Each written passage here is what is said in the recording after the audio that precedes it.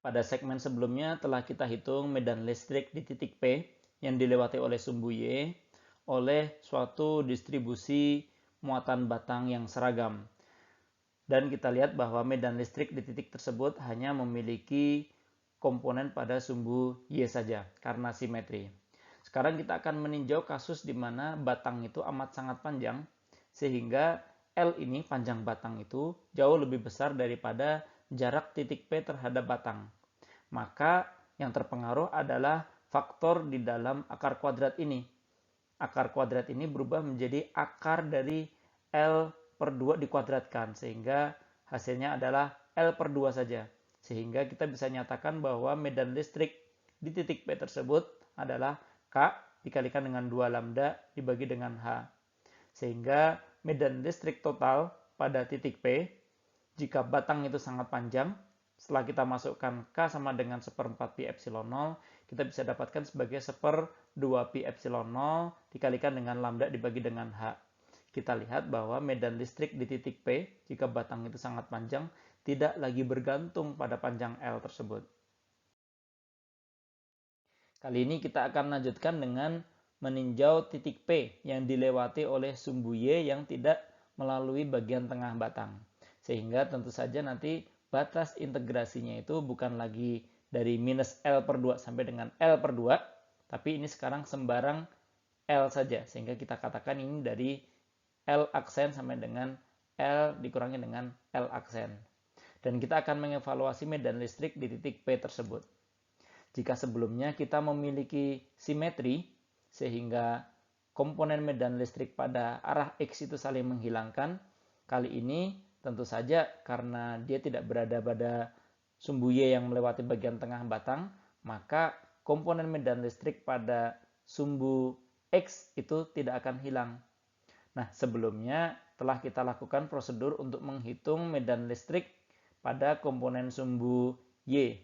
Dan kita bisa dapatkan hasil yang sama, hanya saja kita rubah batasnya dari minus L aksen sampai dengan L dikurangi dengan L aksen. Pertanyaannya adalah bagaimana mendapatkan medan listrik pada komponen arah X. Sehingga pertanyaannya adalah bagaimana mengevaluasi integral dari X dx dibagi dengan R pangkat 3 ini, di mana R adalah akar dari X kuadrat ditambah dengan H kuadrat. Maka pertama kita gantikan X kuadrat ditambah dengan H kuadrat itu dengan U, sehingga kita dapatkan X dx itu sama dengan du per 2. Sehingga integral ini kita bisa gantikan dengan integral yang lebih sederhana sebagai integral dari setengah U pangkat minus 3 per 2 du. Dan ini kita bisa evaluasi, lalu dengan masukkan batas dari minus L aksen sama dengan L dikurangi dengan L aksen, kita dapatkan medan listrik di titik P pada komponen sumbu X. Jadi telah kita hitung bersama medan listrik di titik P itu baik pada komponen sumbu Y maupun komponen sumbu X. Sekarang kita akan meninjau kasus di mana titik P itu berada di tempat yang sangat jauh. Sehingga H ini jauh-jauh lebih besar daripada L. Akibatnya adalah X kuadrat ditambah dengan H kuadrat ini menjadi hampir-hampir sama dengan H kuadrat saja. Sehingga X dibagi dengan H pangkat 3 itu sama dengan 0, hampir-hampir sama dengan 0. Sehingga komponen medan listrik pada sumbu X itu menjadi hampir-hampir sama dengan 0.